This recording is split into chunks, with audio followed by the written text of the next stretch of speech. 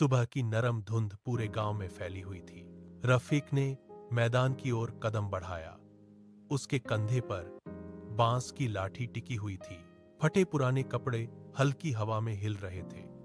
चारों ओर हरे भरे धान के खेत फैले थे। पीछे 3 गायें धीरे धीरे घास चर रही थीं। रफीक रोज की तरह आज भी जमींदार की गायें चराने आया था। पिछले साल बुखार ने उसके पिता को छीन लिया था। पूरे परिवार का भार उसके 16 साल के कंधों पर आ गया था। कल रात वह स्कूल के दरवाजे पर खड़ा होकर अंदर झांक रहा था। बच्चे ब्लैकबोर्ड पर लिखे अक्षर पढ़ रहे थे। वह देर तक खड़ा देखता रहा। जब चपरासी ने उसे डांटा तो वह चुपचाप भाग आया था। आज वह फिर स्कूल की दीवार के पीछे खड़ा होकर जमीन पर अक्षर लिखने लगा। अचानक एक गाय पड़ोस के खेत में घुस गई।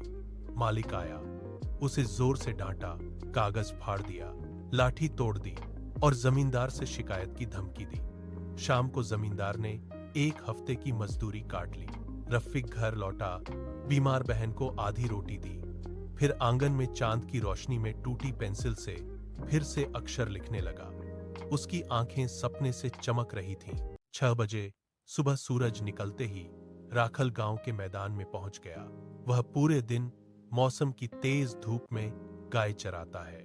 उसके चेहरे पर पसीने की बूंदें चमक रही हैं। हर कदम पर थकान साफ दिख रही है, लेकिन उसकी आंखों में हमेशा एक सपना जगमगाता रहता है। वह शहर जाकर पढ़ाई करेगा, अपने परिवार की गरीबी दूर करेगा।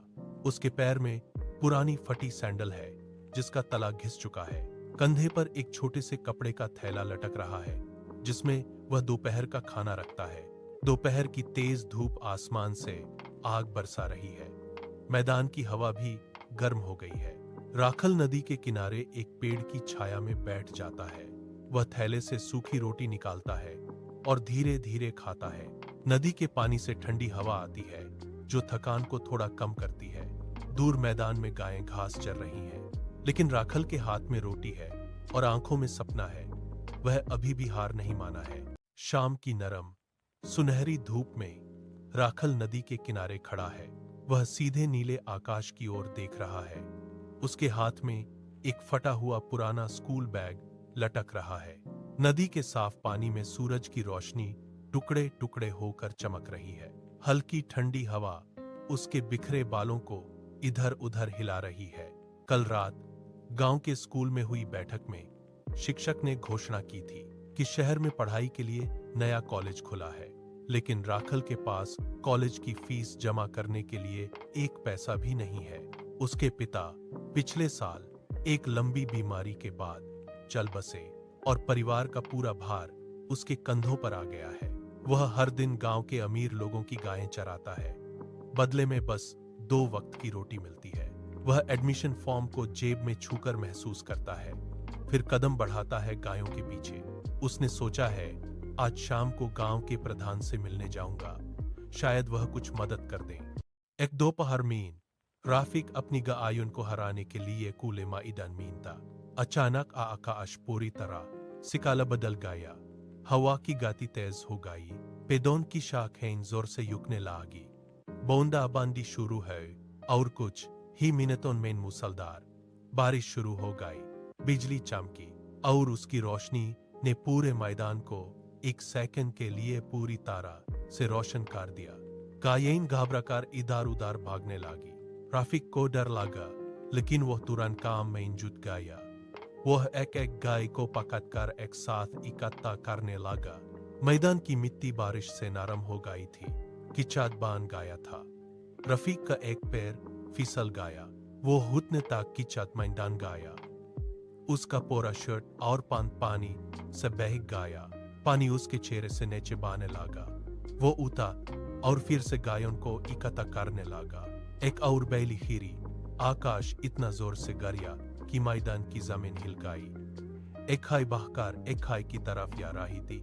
राफिक पूरी ताकत से दौड़ा।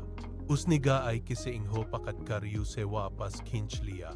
आखिरकार वो सभी साथ गायों को इकट्ठा कर ले लेता है और उन्हें धीरे धीरे गांव की ओर ले जाने लगता है। बारिश अभी भी आ रही है, लेकिन राफिक कदम बढ़ाता जा रहा। आंधी थमने के बाद रफीक अपने घर की ओर दौड़ रहा है। उसके कपड़े बारिश से पूरी तरह गीले हो चुके हैं। जूते में कीचड़ भर गया है। हर कदम वह भारी लग रहा है।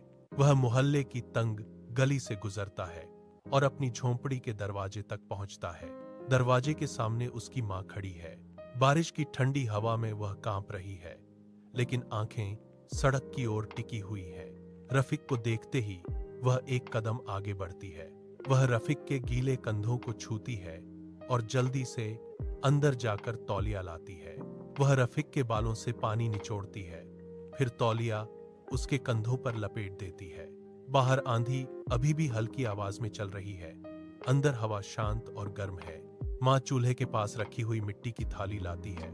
उसमें अभी भी भाप निकल रही है। वह थाली रफीक के सामने रखती है और अपने आंचल से थाली के किनारे को पोंछती है। एक गांव के बाहर एक खुले मैदान में गोट का छोटा लड़का राखल अपनी गायों को चरा रहा था। अचानक आसमान काले बादलों से ढक गया और कुछ ही देर बाद एक भीषण आंधी शुरू हो जाती है। बिजली चमकती रहती है। गुर्राना आसमान को हिलाने लगता है। बारिश के बड़े बड़े बूंदे जमीन पर गिरकर धूल को हवा में उड़ा देते हैं। आंधी की तेज हवा मैदान की घास को पूरी तरह से झुका देती है। सब गायें डर के मारे इधर उधर भागने लगती हैं। राखल तुरंत दौड़ता है और एक एक करके गायों को रोकने की कोशिश करता है। उसके कपड़े एक मिनट में भी पूरी तरह से गीले हो जाते हैं। हवा के साथ पानी के थपेड़े उसके चेहरे पर लगते हैं। उसे आंखें खोलने में भी बड़ी मुश्किल होती है। वह एक बूढ़ी गाय का रस्सा पकड़ता है, दूसरी बछिया को अपनी बाहों में घेर लेता है। एक बार बिजली गिरकर पास के पेड़ की एक डाल टूट पड़ती है। टुकड़ा उसके पैरों के पास गिरता है, पर वह कुछ नहीं करता, बस गायों को पीछे धकेलता है। वह जानता है पास पुरानी खान है, वहां सब सुरक्षित रहेंगे। अगली सुबह सूरज की पहली सुनहरी किरणें गांव के खेतों पर धीरे से उतरीं। गांव वाले घबराए हुए और भागते हुए चरागाह की ओर पहुंचे। वहां का दृश्य देख सब अचानक ठिठक गए। थका हुआ चरवाहा लड़का वहां अकेला खड़ा था। उसके कपड़े फटे हुए थे और हाथों पर जंगली झाड़ियों की गहरी खरोंचें थीं। उसके ठीक पीछे सभी गायें पूरी तरह सुरक्षित थीं। उसने पूरी रात जागकर अपनी हिम्मत से जंगली जानवरों को दूर रखा था। उसके हाथों में वह भारी लाठी अब भी मजबूती से थमी थी। तभी गांव का मुखिया आगे आया और उसने बड़े गर्व के साथ लड़के के कंधे पर अपना हाथ रखा। भीड़ में तालियों की गड़गड़ाहट गूंज उठी। किसी ने उसे पानी का लोटा दिया। उसने पानी पिया और सिर उठाकर सामने देखा। उसके चेहरे पर एक गहरी और सुकून भरी मुस्कान थी। वह अब डरा हुआ बच्चा नहीं रहा था। सूरज की रोशनी में चमकता हुआ वह गर्व से अपनी गायों को चरागाह से बाहर ले चला। अगली सुबह सूरज की पहली सुनहरी किरण ने गांव की धूल भरी पगडंडी को धीरे से छुआ। चरवाहा लड़का गांव के बीचों बीच थका हुआ खड़ा था। उसके कपड़े जगह जगह से फटे हुए थे और हाथों पर कटीली झाड़ियों की खरोंच के गहरे निशान थे। उसके पीछे वे सभी गायें सुरक्षित खड़ी थीं, जिन्हें कल रात खूंखार भेड़ियों ने घेर लिया था। गांव वाले धीरे धीरे अपने घरों की चौखट से बाहर निकल आए। उन्होंने देखा कि लड़का अपनी पुरानी लाठी जमीन पर टिकाए हुए गर्व से खड़ा है। एक बुजुर्ग ने आगे बढ़कर बड़ी आत्मीयता से लड़के के कंधे पर अपना हाथ रखा। तभी भीड़ में से किसी ने तालियां बजाना शुरू किया और देखते ही देखते पूरा गांव तालियों की गड़गड़ाहट से गूंज उठा। लड़के के चेहरे पर अब कोई डर नहीं था, सिर्फ एक स्थिर मुस्कान थी। उसने अपनी लाठी उठाई और गायों को चरागाह की ओर हाँक दिया। उसकी चाल में एक नया आत्मविश्वास था। सूरज की रोशनी उसके चेहरे को चमका रही थी। वह अब सिर्फ चरवाहा नहीं, बल्कि गांव का रक्षक बन चुका था। गांव के किनारे उस विशाल फार्म हाउस की बाड़ के पास रामू खड़ा था। कुछ साल पहले वह इसी खेत में नंगे पैर भेड़ें चराता था। आज उसकी आंखों के सामने हरे भरे मैदान थे। उसने अपनी जेब से वह पुराना घिसा हुआ सिक्का निकाला जो उसे बचपन में एक राहगीर ने दिया था। रामू ने अपने आलीशान घर की ओर नहीं, बल्कि उस कच्ची सड़क की ओर देखा जहां से गरीब बच्चे स्कूल जाते थे। उसने एक चेकबुक निकाली और गांव के मुखिया को थमा दी। मुखिया ने कागज पर लिखी बड़ी राशि देखी और हैरानी से रामू को देखा, पर रामू बस मुस्कुरा दिया। शाम ढल रही थी और सूरज की सुनहरी किरणें चादर की तरह बिछ गईं। उसने अपना फावड़ा जमीन पर रखा और पसीने से भीगे माथे को पोंछा। उसने एक गहरी सांस ली और आसमान की ओर देखा।